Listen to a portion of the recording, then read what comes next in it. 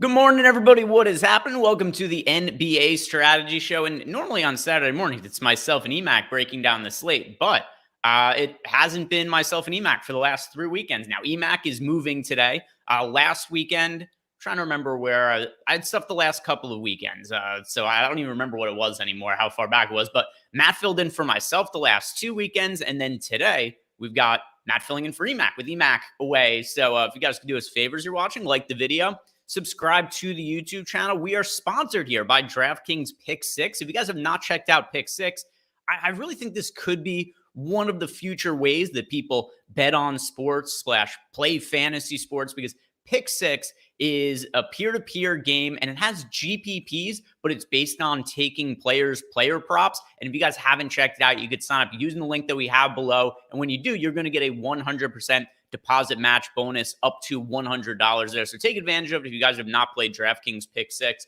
Do you have access to that out in Cleveland, Matt? Unfortunately, I do not. Yeah, I don't either. It is not allowed in Ohio for whatever stupid rule that is, but it sucks because I hear you and Eric talking about it a lot. I know Eric loves it, so I wish I could get down on it. Same for me. And, eventually I think it's going to be something that's in more states, but as of right now, it's in, I think, 13 states. I don't know all of them off the top of my head. I know California is one of them because Eric plays on it all the time. So hopefully we get Pick 6 in more states if it is available where you guys are. And if you haven't checked it out yet, highly recommend you do. It looks like a really, really fun new game mode. But also, we've got the slate tonight, only 6 games. Before we get into it, I want to ask, what did you make of last night's slate without any late swaps? Second one they've done this year. Well, that's a tough question for me personally to answer because I only played one lineup and I played Bogdanovich. So okay, it sucked, but I knew that going in. Like, I'm not blaming anyone else. That's a reason why he was so low owned. My feelings haven't really changed. I think that I see both sides of the argument. Like, it makes a lot of sense for people that want to do stuff on Friday night. However, I think it lessens the edge for people who are multi-entering. So I really see both sides of it. One thing that I was looking at I caught the end of your show last night. And it is interesting that the contest filled last night, but not the night before. Yeah. There is a good, not a good amount of evidence. There's some evidence, though, that this is something that people are enjoying more than the classic contest, because we filled a $4 150 max tournament, $350,000 prize pool, north of 100,000 entries. It filled last night, and that's the biggest Friday contest I can remember in quite some time. So there does appear to be some demand for it, and people are putting their dollars behind it. So we'll see. I wouldn't be surprised if we end up getting a little bit more of these non-late swap contests just based on what the kind of public demand seems to be. So we're going to have to adjust. We're going to have to find strategies for it. Last night, super neutral for me. I played 150 lineups in that $4 contest. So that's $600 in entry fees if you guys are doing the math, and I got back $614. So very, very neutral for me. I had those 4 or 5 top 1% lineups, but nothing that ended up cashing hugely, or else it would have been more profitable than $14. But either way, we move on. Talking about today's slate, 6 games in both DraftKings and FanDuel. I've got lineups run through the Sims. We're going to be pulling it up on screen here as we go. And where we're going to start tonight, Matt, is with the Portland Trailblazers, who currently have Anthony Simons probable to play after he was ruled out last game. We've got Matisse Thybulle. He's questionable. Jeremy Grant is doubtful. Jabari Walker is doubtful. I'm about to put the Portland Trailblazers on screen here. But with Simons back from injury, and then we've got Grant and Jabari Parker both doubtful. Is there any value that you're seeing in the front court for Portland? I don't know if value is the right word. It's obviously a really, really tough spot for Portland here. One guy that I've been playing a lot of that I'll continue to play, even with a price increase, is DeAndre Ayton. He is just playing really, really good ball right now. Probably the best ball of his career. Again, price is up to $8K. It's not a good matchup. But realistically, given his recent performances and how he's playing, I wouldn't have been surprised to see him higher than 8K. You look at pretty much every game that he's been able to play and finish, he's not just good at this price tag. He is crushing this tag. So, again, even in a tough spot, I like Ayton. He's not as much of a must for me as he's been just because, again, price increase and tough spot. But I like Ayton a lot. How about yourself? He's the only player I have double-digit exposure to from Portland in my initial run of Sims here. I got him in 10.7% of line. It's not wildly different from the field. Contest Generator had him projected here for 14% ownership. So if I had to play one guy from the team, it probably would be Ayton. I got a couple lineups with Banton, some lineups with Tumani Kamara, but these are like morning value type guys where later on in the day, as soon as even one player gets ruled out, those 6% of Kamara, 8% of Banton lineups, they're going to go away in a hurry. And then you mentioned also, it's a tough matchup. We're going to see Portland playing on the road here against the Pelicans. They're 13-point underdogs, and blowouts are going to be pressing for the slate. Have you looked at the spreads for all the games on the slate? It's crazy. I have looked at the spreads. I couldn't tell you all of them off the top of my head. The one thing, like kind of on that note, that I really like, and Josh and I talked about this the other day, have you noticed that pretty much every slate recently has been 6 or 7 games? Yeah, so a big reason for that is because the late island games have been getting chopped off. That's part of it. Another part of it too is I'm pretty sure, I don't think they've said this explicitly, but I'm pretty sure the NBA doesn't like to compete with Thursday night football. So what I view as the NBA schedule is early on in the year, Wednesdays are loaded slates because Thursdays they typically only do 2 or 3 games to not compete with Thursday night football. And what ends up happening then is you get like Wednesdays end up being massive slates, and then that just naturally limits the amount of games that are on Tuesdays and Thursdays. But then once we get to the NBA All-Star break, the NBA totally reshuffles their schedule and it becomes really balanced. And then you get these spots where it's not the Wednesdays that have 12, 13 games anymore. It's more like 7 to 9 games per night. And then on top of that, with the DraftKings and FanDuel both cutting off some of the late games, like Knicks and Kings, not on either of the slates. Timberwolves and Jazz, not on either of the slates. You just will land on a lot more 6, 7, 8 game slates, which for me is ideal. Those are the slates I'm most profitable on. Yeah, same. And they're, I think, I don't know about the easiest, but the most fun to talk about, just because, like, you know, especially when you've been talking about them for a while, like, they just kind of fall into pattern. Yeah, I never really thought about it in that. You know, obviously they don't want to compete with Thursday night football, but I never really thought about it in that, that's why, but it makes a lot of sense. So good call. As far as this game goes, or the Portland side, like you said, there might be some fringe value pieces worth looking at now, but more than likely those plays will become out of favor once we get any more value, because even right now, like, they don't look great. They just look okay. Again, really tough spot. Pricing is up there also, which doesn't help their cause. So Portland's more or less a stay away from me, except for Ayton. Yeah, I mean, more or less where I'm at as well. And as soon as a couple players get rolled out, like I said, the Banton, Kamara lineups, those are likely to fall by the wayside for me. And really quickly, I just pulled up the NBA schedule. And here are the first Thursday slates of the year, Matt. It kind of backs up my point. First Thursday slate, 2 games. Second Thursday slate, 4 games. 2 games, 2 games, 0 games. Then they did have a 9-game slate, then a 2-game slate. So those were the Thursdays to open up the year. We don't have that anymore. So I have to think Thursday night football plays a role. Maybe I'm wrong and it's just coincidence. I tend to think not, though. But no. Anyway, we can move no on way. It's just coincidence if it's Thursday. I'm with you. Like, no way. New Orleans Pelicans on the other side. And have you taken note of how good Zion's been lately? Because I know that the public generally is kind of soured on him, but he is playing at, I don't want to say an MVP level, because that's not the case. Like, he's not playing on the level of like an SGA or a Jokic or a Luka or anything like that.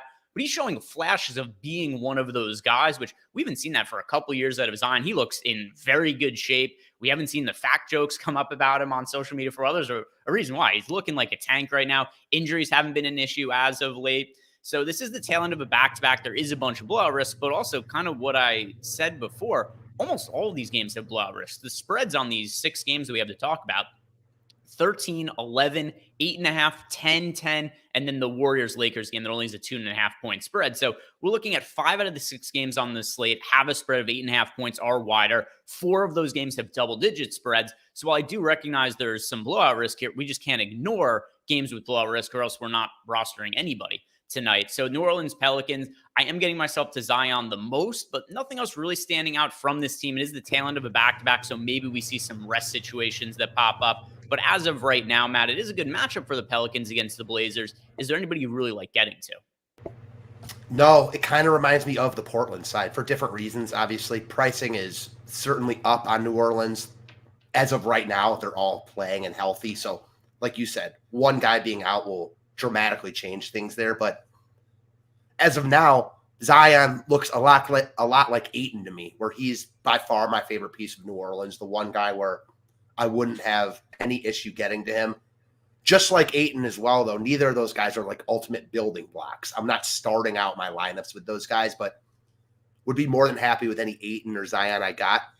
Interesting side note on Zion. Would love to hear your take on this, considering what you just said and how he is playing a lot better. I was listening to Russillo, and I don't think it was Simmons. I think it was someone else. And they were ranking the last 10 number one overall picks, okay? So obviously Wemby is number one. I don't think anyone would ever argue that. Number two, they had Anthony Edwards. 3, Paolo. 4, Zion. But they made the point that Zion at his full ceiling is probably number 2 behind Wemby there. I'm not sure about that, but I do think that he's starting to reemerge in that like Paolo, Anthony Edwards potential type tier. Like, how good do you think Zion can be? So his ceiling, I would say of all those players, his ceiling is probably the second highest behind Wemby, but his odds of reaching that ceiling are pretty slim for a number of reasons. Injury risk being a big one. I mean, we've seen so many injuries at this point in his career. You can't really ignore that point. But then also there's guys like Anthony Edwards who are currently better than him, which is also something he's got some ground to make up. So Wemby 1 for me, I would say I would change that order. I go Wemby 1, Edwards 2, Zion 3, Boncaro 4. And then I guess it's Karl Anthony Towns 5, Cade 6. Cade's looked really good as of late, but I wouldn't want him over like Cat or Edwards or anything like that. And then there's a really big drop off after that, because then you've got, Ben Simmons, Andrew Wiggins, Markelle Fultz, DeAndre Ayton. I think those are all the 10. That was nice. Yeah, that was nice right off the top of your head. I'm with you. The only thing I think I disagree with, I'm high on Banchero. Like, I don't think you're wrong. I don't think you're wrong in putting him fourth there. I think it's really close, though, even with Edwards and Zion. I don't think you're wrong to have him fourth. I just like all those guys a lot, I think is the best way to put it. And then as for today, getting some lineups with Zion, maybe it'd be a little bit easier to get to as more value opens up. But, I don't have interest in Jose Alvarado, Larry Nance, and Jonas Valanciunas. Total nightmare trying to figure out their minutes where it's a split, but then they don't even need to make it a 24-24 split because they could play small ball lineups at times. So not really the most interesting game on the slate to lead it off, and not really a whole lot of pressing news either that could open up more value. So move on to the next one. We've got the Charlotte Hornets on the road against the Philadelphia 76ers. And just to show you how bad Charlotte is, show you how bad the Charlotte has been as of late. They are 11-point underdogs in a game that only has a 209 total. And the 76ers on the other side haven't been all that great lately, considering all the injuries that they've dealt with. So we're looking at the Charlotte Hornets for this slate, and another team that I'm just not finding myself getting exposure to. And there's nobody on the injury report that's really going to open up any kind of real significant value. The only player I got into multiple lineups is Trey Mann in 2%. There's nobody on this team project for more than 3% ownership. Is there anything contrarian you like from this spot? Because Hornets largely look like a pass for me. Same. They look like more than likely the worst team on the slate. Talked about how much we're having trouble, prioritizing guys from Portland and New Orleans. Those teams look far better than Charlotte. So I'm with you.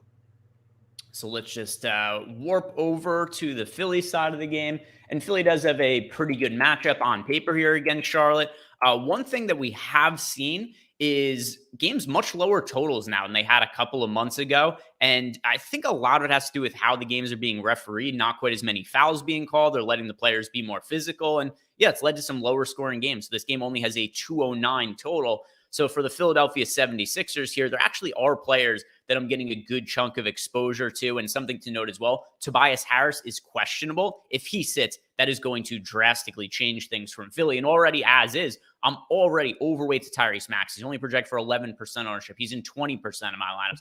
Paul Reed, 13% projected ownership. He's in 31% of my lineups. So there's already contrarian options I like, and we have Tobias Harris questionable. What is the fallout from Philly if Harris isn't able to play for you? The fallout is that all the guys you just mentioned to become they're already good plays. They become probably the strongest plays on the slate, at least right there with the Chicago guys. Um, as of now, all these guys are coming in under-owned. I'm not sure that holds throughout the day. Certainly if Harris is out, that's going to change everything. But even right now, like with Harris in, Maxey looks elite. Only 11% projected ownership, as you mentioned, 16% chance of being optimal. The shooting guard eligibility there really, really helps his cause. So Maxey looks like a really strong play in all formats in my mind. I like your Paul Reed shout out. I think that if Harris is out, my first inkling is to look at a guy like Kelly Oubre. How about yourself? Yeah, so I've got some of the on-off court numbers pulled up here in front of me, and Tyrese Maxey, massive usage. So if you take Tobias Harris and Joel Embiid off the court for the 76ers, Tyrese Maxey, 36% usage rate. People always talk too about, hey, Tyrese Maxey isn't the same without Joel Embiid. He needs help, but I mean, we've got 444 minutes this year, which, it's not the largest sample size in the world, but it's certainly a significant one. 57% true shooting percentage for Tyrese Maxey in those minutes with Joel Embiid and Tobias Harris off the court. That's very, very strong, especially on a 36% usage. You brought up Kelly Oubre. Kelly Oubre, 27% usage rate when Joel Embiid and Tobias Harris are off the court. So those are, pretty significant numbers. How that translates to DraftKings points and FanDuel points. Tyrese Maxey, 1.29 DK points per minute, 1.24 with Embiid and Harris off the court. Kelly Oubre, only 1 fantasy points per minute on both DraftKings and FanDuel with each of them off the court. Part of that's because while he does see the big uptick in usage, it does really hurt his efficiency. But still, there's bigger minutes for him, so he would look better for sure. The two guys that would stand out the most to me as benefactors, if we do see Harris ruled out, it would be Tyrese Maxey and Kelly Oubre. Oubre is the one player on the team who is currently picking up ownership. And it's funny because he's like the one guy I don't really want to get to if nothing changed at the moment. Yeah. I'd much rather be playing Paul Reed and Tyrese Maxey at lower ownership than Kelly Oubre. But Reed and Maxey, I already like them, and I would like them even more if Harris isn't able to play. Same, and I will say, I don't like the Oubre ownership right now. If guys are in, I think he's over-owned, as our tools indicate. But I get it. It's such a good spot against Charlotte. He's not expensive. He just works on a slate like this with, like you mentioned, a lot of blowouts. He's probably going to get good run no matter what. So I don't love it, but I understand it. Anything else you want to bring up from the 76ers? No. All right, so let's move on to the Brooklyn game against the Indiana Pacers. Put Brooklyn up on screen, and hey, another spot where I'm not really getting a whole lot of exposure to, at least not on the first run here. It is a matchup against the Indiana Pacers where we've seen a lot of games have been lower scoring. Not really the case for a Pacers game. This game still does have a 228.5 total. It is the second highest on the slate, only behind the Warriors-Lakers game, which is at 233. From the Nets side of the game, everybody's back. Everybody's healthy. There's nobody on minutes restrictions right now. There's no Cam Thomas limited to 26 minutes. There's nobody who's questionable. So this isn't a spot where it really looks like anything is going to change. As a result, not getting much exposure here. I've got a couple lineups with Cam Thomas. I've got 5% of Nick Claxton, but nothing here really projected for ownership. Everybody's sub 10% owned. Is there anybody think that I'm missing out on in my first run here, Matt? I don't. Brooklyn doesn't look really good here. It is a good matchup. But they're healthy. They're priced where they should be. I think Nick Claxton looks good, but I don't think he's some standout player or anything like that. I think he's priced fairly, coming in with a little bit of leverage. I don't think Brooklyn looks like a priority spot at all here. I think they look kind of like Portland, except I like Portland a little more, which is sad. Yeah, it's nothing here for me, really. I like you guys could see on screen, 5% of Claxton when he's projected for 7% ownership, 3% of Cam Thomas when he's projected for 8% ownership. I know most of our audience is playing 1-3 lineups, maybe 20 at most. I wouldn't have anybody from the Nets in that kind of set of lineups. So nothing that looks all that great here. So I think we can move on to the Pacers side of the game. And as far as the Pacers go, this is another spot where there are no real super significant injuries because the players who are on the injury report for the Pacers, it's Quentin Jackson. And who is Quentin Jackson? It's Isaiah Wong, who's Isaiah Wong, and Oscar Tishbue, same sort of deal. These guys don't matter. It's funny. I don't know if you've noticed this with the Pacers injury report, but there's obviously been guys that have mattered that have been questionable for them. For the most part, though, you'll see 3-4 names on the injury report for the Pacers, and it's almost always guys that play 0 minutes anyway. Yeah, I've noticed that, and the Jalen Smith thing, which I think you tweeted about, the biggest mystery of the NBA season. It's very Pacers are bizarre. Yep. Jalen Smith is occasionally on the injury report as questionable, but there are so many games where he's not on the injury report, and then halfway through the first quarter, the Pacers will tweet out, Jalen Smith is questionable to return tonight. Questionable to return. We're 4 minutes into the game. He's a bench guy. He hasn't checked in yet. How can you be questionable to return to a game you never entered? But it happens every few weeks with Jalen Smith. It's happened like 5 times. It feels like more than that. Yeah, like at least 5. That's what I meant to say. But yeah, and one of them was like a 3-game slate where he was 40% owned. Mm-hmm. And it wasn't because he was like outstanding or anything like that projection wise, but it was a slate where it was 3 games. There weren't very many cheap options. He was like $3,500 projected for 17 fantasy points. It's just like, all right, he's one of the only spots to go for value, and then just gets ruled out halfway through the first quarter for no reason at all on that particular slate. One thing that is kind of interesting about the exposure I'm getting to from the Pacers is I do have north of 20% of Siakam and Turner, but I have a bunch of guys that are just in lineups. Nothing crazy, but still 10% of Jalen Smith, 11% of Tyrese Halliburton. I do actually really like him as a contrarian play. He's only projected for 4% ownership. We'll talk more on him in a second. McConnell in 11% of lineups, Nesmith in 18%, and the Turner at 23%, Siakam at 23%. So there are 6 players on this team that I currently have double-digit exposure to. And the one that stands out to me the most is that nobody's rostering Tyrese Halliburton. On a 6-game slate, Matt, I think that this is somebody who's worth taking shots on because there is a lot of evidence looking at the recent results from Tyrese Halliburton that he's much healthier than he was a couple of weeks ago. And it's not because of the fact that like he's had some individual games where he scored more fantasy points. That's not really what I'm basing this on. What I am looking at is that his playing time is way up. That is a vote of confidence for me from the Indiana Pacers. The last handful of games, 38, 36, 36, and 37 minutes for Halliburton. If you guys remember a few weeks ago, he was playing like 28 to 33 minutes or so, something along those lines. And his usage has been up over the last handful of games, 20, 24%, 28%, 27%. More usage, more minutes for Tyrese Halliburton. He was dealing with that hamstring/groin issue for a really long time. I think it's behind us. He's a contrarian pay-up option that I like getting to. How do you feel about Halliburton in his current health? I'm still not exactly sure what to make of Halliburton. I like your points. Every day I write my contrarian article, and I base it off the tools and leverage. Every slate he's on, he's one of the top leverage plays on the slate. I personally think he's still a little bit hurt, at least. I saw a tweet the other day that said, Halliburton's been getting some shit recently just because he hasn't been great. And someone tweeted out that Halliburton's superstar free trial just ran out. So people poking fun at him a little bit. I am with you. Like on a 6-game slate, I think it makes sense to want to be overweight on a guy like Halliburton because he has a 10% chance of being optimal, only 4% ownership. I'm a little more cautious than you though, just because we haven't seen it. Like he's been better recently, but it's been quite a while since he put up one of those games like he was having earlier in the season. That doesn't mean that he can't do that tonight or that's not in it for him. I just think projections are having a little bit of a difficult time with him, given how strong he was at the beginning of the season and how different it seems to be since that hamstring injury.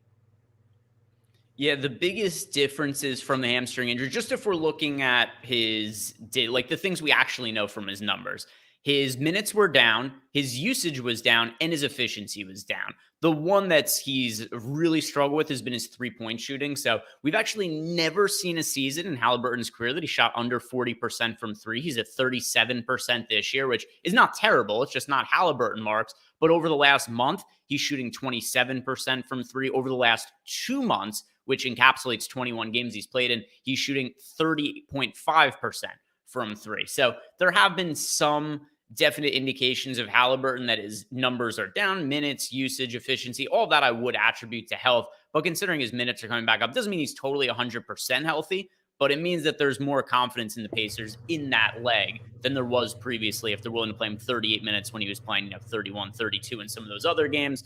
So Halliburton also, he's only 4% owned. That's the big thing. That's the big thing for me in large fields. Yeah, I'm with that. Like I have no argument with wanting to get overweight to a 4% Halliburton. If the ownership was already there, I'd back away. But again, it's the 4% owned. So with it 100%. Yeah, if you guys play 10 lineups and Halliburton's in one of them, you're 2x the field on him. I think that's like a reasonable way to look at being overweight to Halliburton. Anything else that really stands out to you from the Pacers? Like I said, there's a bunch of guys I am getting exposure to here across the board. No, I think you were right when you talked about how they just have a bunch of guys in play. No one really stand out. Siakam and Turner both look good at their price tags. They probably look the best. Ownership is there on those guys, but it makes sense. So Indiana looks good as a whole, not great. So let's move on to a game that actually has injuries to talk about. The Washington Wizards are on the road against the Chicago Bulls. And the injuries that we have here: Deni Avdija, questionable. Rashawn Holmes, also questionable. We've got our first piece of chalk here in Jared Butler. Why is Jared Butler chalk? Well, Jared Butler is chalk because Landry Shamet is out. We've also got Tyus Jones doubtful. We've got Marvin Bagley out. So there's numerous injuries on this team in addition to Avdija being questionable and Rashawn Holmes questionable. Let's start with the chalk on Jared Butler, though. Partially, it's because it's just early in the morning and there isn't a lot of potential value options. So with Tyus Jones out, we're expecting more minutes for Jared Butler. As a result, he's projected for 18 fantasy points. So not like some sort of like asinine, astronomical projection, but 18 fantasy points. That was enough for him to land in 84% of my lineups in the Sims here. Do you think that he is the player that benefits the most from a playing time perspective in the absence of Tyus Jones, Matt? Or is there somebody else you're looking at for cheap? I think it's got to be Butler. I mean, I wouldn't be shocked if someone else emerges, but looking at it on paper, this early in the morning at least, I think Butler is the guy that stands out. And I will say one interesting thing that I'd like to get your take on. Mm-hmm. Anytime you get a flat 3K guy projected for 18 fantasy points, he's going to become one of the best value plays on the slate. No doubt about it. That said, he is overowned, which is no surprise. Whenever you see guys this cheap, they're usually going to be quote unquote overowned. But my question to you comes in, like, we don't have a Jokic on this slate. We don't have a Luka. We don't have a Giannis. Like, I get it. There's still quite a few guys to spend money on. The 3K will certainly help you do that. But I just don't think it's needed as much as it would be on some other slates. Do you agree with that? It depends what else happens. Like if Tobias Harris is ruled out, I'm going to get to a ton of Tyrese Maxey. Halliburton, I think, is a pretty reasonable contrarian play to look at. Zion's a pay-up option that I don't mind getting to. But I do think a lot of it, I hear your point, a lot of it is going to probably come down to, for me, is Tobias Harris in or is Tobias Harris out? Because if he doesn't play, I'm going to want to be getting to a lot of Tyrese Maxey, and Butler's one of the guys that makes it a little bit easier to do. Now, obviously, he's not as expensive as like a Jokic or a Luka, like you said, but we're still going to need some sort of value to get up to him. Yeah, that makes sense. And then also, I mean, we do have SGA and the OKC game to talk about in a little bit. So SGA is going to land in a bunch of lineups for that reason as well. But it's the 84% I have of Jared Butler. Now, it's not going to uphold until later. I'm still likely to have him in lineups unless we find out that like Johnny Davis is going to be the guy who's playing the bulk of the point guard minutes or something like that. So the Jared Butler could be Johnny Davis instead. We'll find out more information later on in the day. But at least as things stand right now, he's somebody who'd lined up in like 3/4 of my lineups. But something else to talk about here from the Wizards is Rashawn Holmes is currently in 42% of my lineups, but he's questionable to play. We already have Marvin Bagley out. What do you think the Wizards would do at their center minutes if both Holmes and Avdija are out? Because they just wouldn't have very many bodies to throw in the front court. Yeah, I mean, I think Kuzma is obviously going to play as many minutes as he can handle. At that point, Omayuri probably becomes a thing. Yeah, this team is awful, and they're potentially really decimated. So kind of hard to speak on just because we don't have all the news. Like if Avdija and Holmes are out to go along with Bagley, I don't see how Omayuri's not a thing, to be quite honest. So the way he wouldn't be is that Baldwin has actually been playing ahead of him in the rotation. Okay. So the starting lineup would give us some more information here, but I might be inclined to give Patrick Baldwin more minutes than Eugene Omoruyi. If we look at, I'm going to take last game out of it because it was a 16-point game, so it was kind of lopsided. But game before that against Memphis, we got 11 minutes out of Baldwin, 8 out of Omoruyi. Not a massive difference, but still indications that Baldwin's ahead of Omoruyi in the rotation. And the game before that, Omoruyi played 2 minutes and Baldwin played 3. And that was a very competitive game. The final score is 110-108 the Wizards actually had an upset win on the road against the Miami Heat. So that's been their most competitive game recently. And in that game, we got, like I said, 11 minutes out of Baldwin and only 2 out of Amarui. So I have a sense that Baldwin's currently ahead of Amarui in the rotation. Yeah, and both these guys, like, Baldwin's actually taller than Omayuri. Baldwin's 6'9", Omayuri's 6'6". Omayuri plays a little bit bigger, but I think either way, like, the more guys that are out, the better Vooch looks from the other side, and he already looks like one of the top plays on the slate. The problem with Washington and want to get to like a lot of these guys is it's a bad spot, and they're not good. So a bunch of them are cheap, so the more guys we have out, the more they'll become in play. But I don't know. I don't want to like go overboard with Washington here. I think the other guy that's pulling a lot of love that's worth discussing is Jordan Poole. What's your Poole take? Yeah, so I mean, if we see Denny Avdia and Rashawn Holmes both out, I wouldn't be surprised if Poole re-enters the starting lineup, but that could be a spot where he ends up playing 36 to 38 minutes, kind of in the same way that Kuzma does. That is provided the game actually is competitive. The Bulls, it's not like the Bulls are great on the other side, but the Wizards are still 10-point underdogs in this spot. I mean, how shitty is this Washington Wizards team? It's like there's only so many adjectives we could use to describe how bad they are, because we're sitting here like, they're bad and they're not good. Like, oh, both at the same time. But yeah, they're not great. So if Avdia and Rashawn Holmes are both out, there's only so many decent NBA caliber players that they have to throw out there. Jordan Poole would come into play for me just because I assume there's a good chance he starts in that scenario and plays like 36 to 38 minutes. Yeah, I'm with that. Other than that, Kyle Kuzma is already showing up in about half my lineups. He looks like a really good contrarian play, only project for 15% ownership. And he would obviously look better if Avdia and or Rashawn Holmes are out. So Kuzma, that's a contrarian play I like quite a bit. And yeah, not somebody who's super, super expensive, but another one of those guys who kind of in the same vein as a Tyrese Maxey is somebody who's some of the value on the slate. It's going to make it easier to get up to a guy like Kyle Kuzma.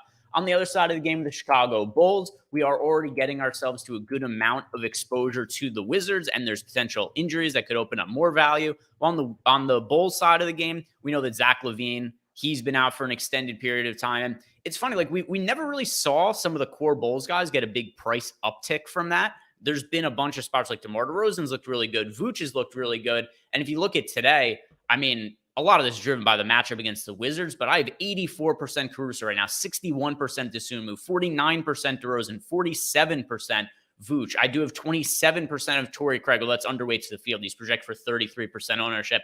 This is right now the chalkiest spot on the slate, and it more or less looks warranted, Matt. I don't really see how it couldn't be or shouldn't be. They look so much better than every other team on this slate. Like you mentioned, the pricing isn't exorbitant at all. Like they never saw huge price increases. They've actually been good. They're in the nut spot. I don't know.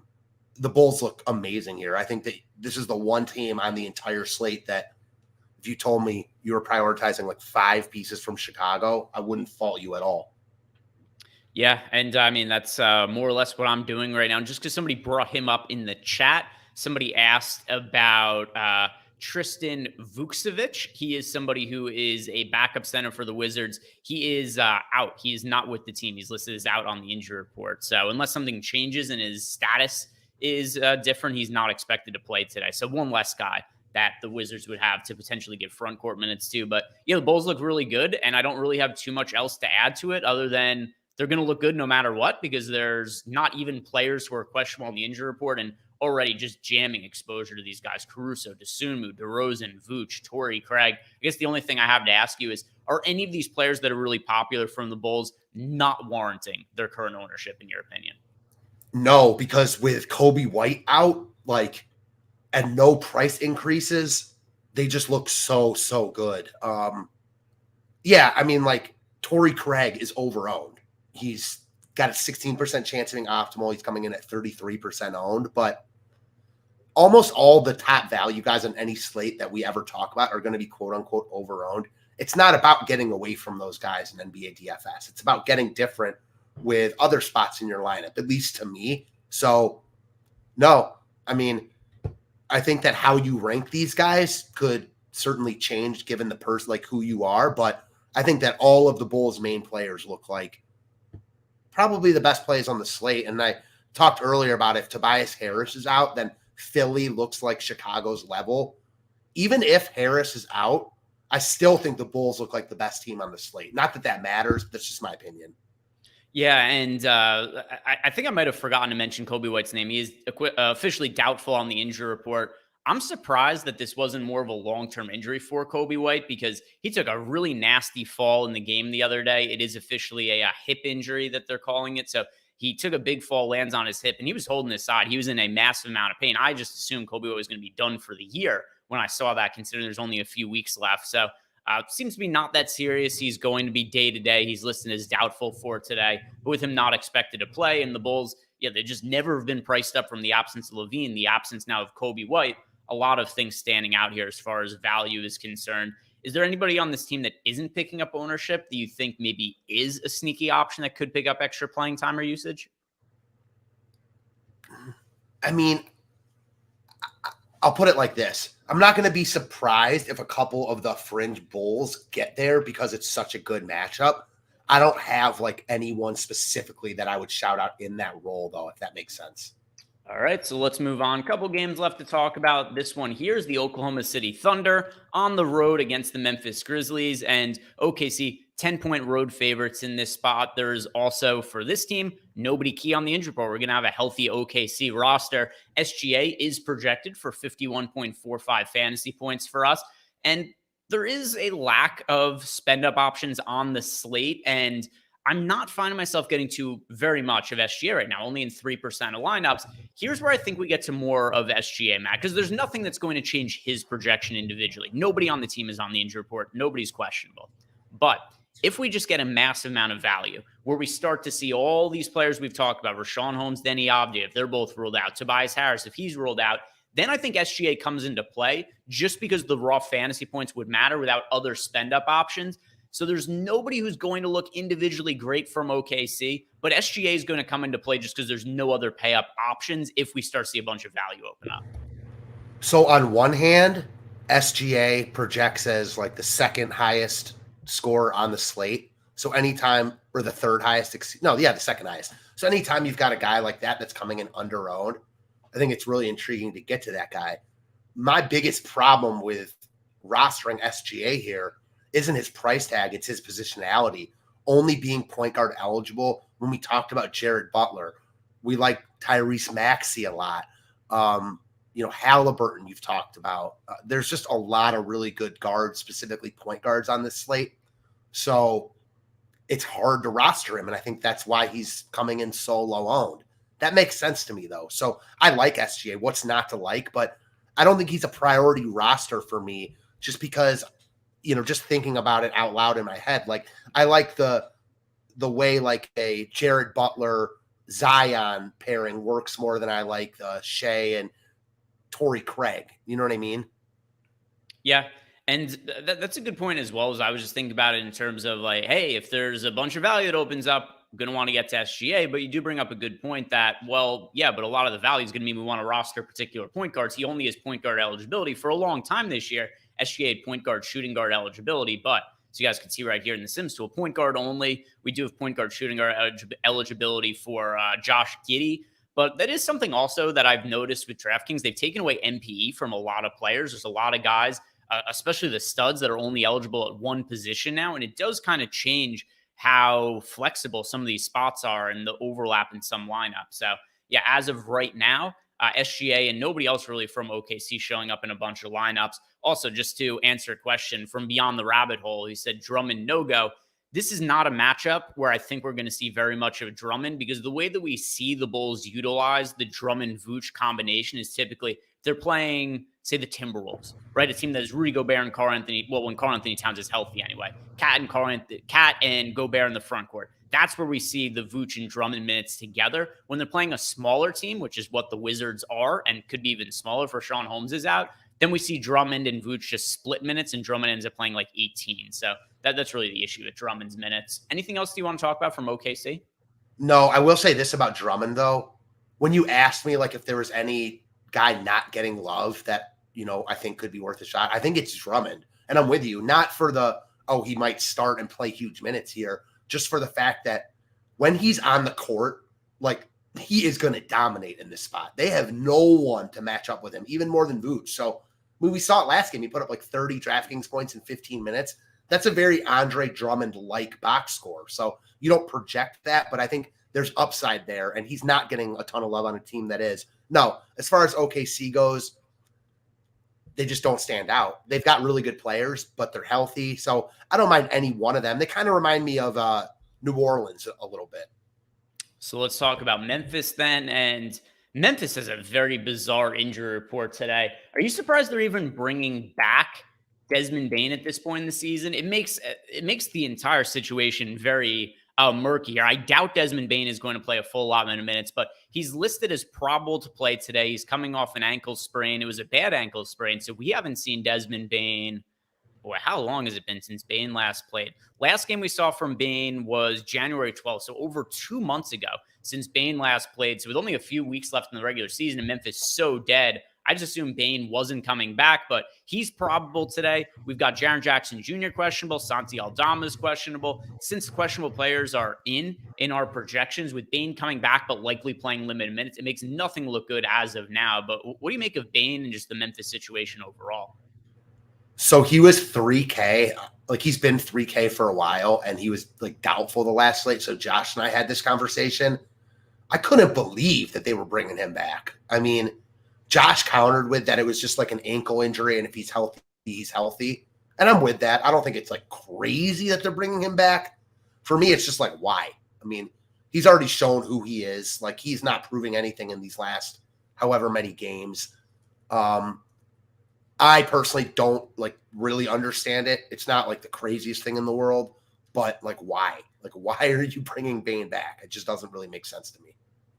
Yeah, and then the other part of this is, I mean, Triple J is questionable, Santi Aldama is questionable, Scottie Pippen Jr. is questionable. If everybody's in, just nothing looks good here, but I feel like we need more information. There isn't enough to go off of. If Jaren Jackson Jr. is out, then like, all right, maybe Aldama looks better, but Aldama himself is questionable. So need a little bit more information on the Memphis side of things. I don't have any exposure here, really. I've got 1 out of 150 lineups of John Contra, and that makes up the entirety of my Memphis exposure. Is there anything that really stands out to you for Memphis that isn't making its way into my lineups at the moment? Memphis is one of the biggest DFS headaches I can ever remember in terms of just their injury report, every single slate being so long and, guys questionable, then they're in. It's just such a headache. With Desmond Bane presumably in now, I think it just makes everything else so murky. And we don't have enough info on their injury report to really speak on them. I don't think Jaren Jackson's like the worst play in the world if guys are in, but I don't really want to spend up on him here when a guy like Zion is right in his price range. So no, I don't think Memphis looks appealing at all, at least right now. Another team that isn't looking appealing, the Golden State Warriors. Steph Curry is officially listed as questionable. Draymond Green is officially listed as questionable. I anticipate both of them playing. Steph Curry, Steve Kerr said that he's expecting Curry to play tonight. So even though Curry's officially questionable, the indications are that he's going to be out there. He's going to be good to go. And then as for Draymond Green, last game that kind of looked more like planned rest to me than anything. A big reason why this is a massive game. This game against the Lakers. I don't know if people really realize how important this game is. And I think that's also why Draymond sat last game. And I think that's also why Steph Curry, why they've been gearing up for him to come back this game. So if you guys know how the play-in tournament works, the Lakers are currently the 9 seed in the West. The Warriors are the 10 seed in the West. And there's only one game separating them in the standings. The reason the 9 versus 10 seed matters so much is that if the playoffs started today, well, the play-in start, because the play-in is not technically the playoffs. If the play-in started today, the Warriors would be playing on the road against the Lakers, and the winner of that game would have to play on the road of the loser of the Suns-Mavericks game for a playoff spot. And it's tough sledding. If you have to win 2 road games in a row against tough teams, it's the odds of pulling it off. You only got like a 10-15% chance of making the playoffs at that point. You don't want to be the 10 seed, and this game is going to largely determine who ultimately ends up playing in the home game in that spot. I guess one of these teams could jump up to the 7 or 8 spot, but most likely we're going to get a really fun LeBron versus Steph Curry game to kick off this play-in tournament, and neither of these teams are going to want to play on the road. So I do expect Curry to play. I expect Draymond Green to play. If that is the case, there's just nothing that looks all that good here. The play-in in the West is absolutely insane. It's with awesome. The Lakers and Golden State and Phoenix and Dallas. Yeah, it's awesome. And I'm with you. This game has massive, massive playoff implications. So I expect both teams like best effort on both sides tonight. Not really an overly appealing game from a DFS perspective, though. I think AD looks similar to a guy like Shea in that he projects well. There aren't a ton of spend-up options. But also, like Shea, we've got Vooch, and we've got Paul Reed, DeAndre Ayton, who I like a lot. So it's just an opportunity cost thing. Yeah, this whole game, this Golden State side specifically, now with Curry back, doesn't look appealing at all. And also, we'll move on to the Lakers to close out the slate here in a second. But on the play-in game, just so you guys know, this is what the matchups would be. If the season ended today, we would have the Suns at home against the Mavericks, winners the 7 seed in the playoffs. The loser would get a home game against the winner of the Lakers-Warriors game, and that would determine the 8 seed. All those are great games. I love the play-in tournament. And I know people say like, play-in tournament's fugazi. It has no impact on who's going to make the NBA Finals. The teams just get crushed in the first round. They were a play-in team last year, and they ended up going to the NBA Finals. So I don't agree with that either. But anyway, because of the play-in game, I think we are going to see everybody out there for the Warriors tonight, and that's going to make them not appealing for DFS purposes. On the Lakers side of the game, both LeBron James and Anthony Davis are players that I like getting to for a couple of reasons. First off, we've talked about a lack of spend-up options on the slate, Matt. Another thing, too, is we've talked about how much value there is at the guard spots and at the point guard spot in particular. And those are spots that are not occupied by LeBron or AD. And for all the players that are lacking NPE on DraftKings now, that is not the case for LeBron. He's small forward and power forward eligible. He's only projected for 13% ownership. I like him as a contrarian option. And then we've got AD as a center, my favorite spend-up center on the slate. I've got him in 21% of lineup. So the more value that opens up on the slate, it's likely going to mean I get to more of Anthony Davis and LeBron James. Yeah, I like that call. I talked about AD, and I'm with that. I do think there's the opportunity cost with AD comes in like the Vooches and Aytons of the world, not in the value. For LeBron, though, I love that point. I love LeBron here. I also really, really like LeBron in spots like this that are like, I don't want to say it's a must win, but for all intents and purposes, like it's a must win for these teams. That's how they're looking at this game. How could you not love LeBron in a spot like that? I mean, I've seen that my entire life. And that brings us through the entire slate. We've covered everything. More is going to change likely later on in the day. I'll be on Live Before Lock tonight with EMAC. And also, if you guys want to sign up for any package at Stochastic, sign up using the link that we have below. You could get anything through those links. So if you guys want to sign up for the lineup generator package, it's going to build lineups for you guys, but also includes information like our player projections and ownership projections and gets you access to Discord. Link for that below. If you want access to our Sims tools, which I had on screen here throughout the show, it's something that's been just massively valuable for me. It's been the most profitable NBA season I've ever had. And a lot of that's because it was my first year using a tool like our Sims. So if you guys want to sign up for any package at Stochastic, sign up using the link that we have below. And that's also going to get you access to the Discord channel. So you can ask myself questions whenever you want throughout the day for basketball or just any other kind of life question. Or if you just want to troll Eric, that's always good use of Discord as well. So guys, if you haven't done yet, like the video, subscribe to the YouTube channel. Thank you very much for watching. See you later. Check out Live Before Lock with myself and EMAC. Peace out.